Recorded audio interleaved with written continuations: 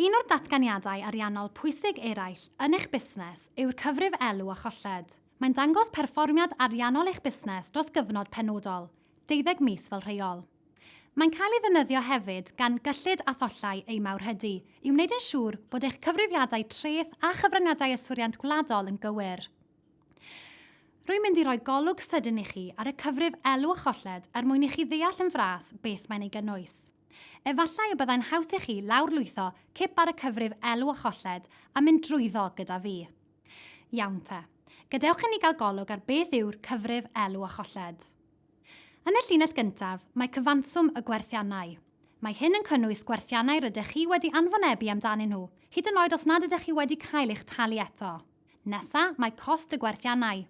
Dyma gyfanswm eich costau chi wrth i chi gynhyrchu'r gwerthiannau yma. Mae'r rhain yn debygol o gynnwys deunyddiau, llafur a gorbenion. Nawr y cyfrifiad cyntaf, elw gros. Mwyn cael yr elw gros, rhaid i chi dynnu cost y gwerthiannau o gyfanswm y gwerthiannau. Yn ein henghraifft ni, mae hyn yn golygu tynnu 5,000 o 20,000 ac mae hynny'n rhoi elw gros o 15,000 o bunnoedd. Nawr, gadewch i ni symud ymlaen at y costau sefydlog a'r gorbenion, sef yn ein henghraifft ni 10,000 o bunnoedd. Yn olaf, dyma ni'n cyrraedd yr elw net. Yr elw net yw'r elw gros, llai holl gostau'r busnes. Ond dyw hyn ddim yn cynnwys tyniadau. Enghraifft, yr elw net yw 5,000 o bunnoedd. Enw arall ar elw net yw'r llinell waelod. Os yw'r llinell waelod yn bositif, rydych chi wedi gwneud elw.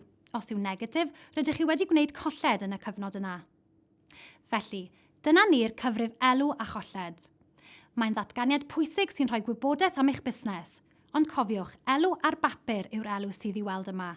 Ffigur at ddibenion cyfrifyddu yw hwn.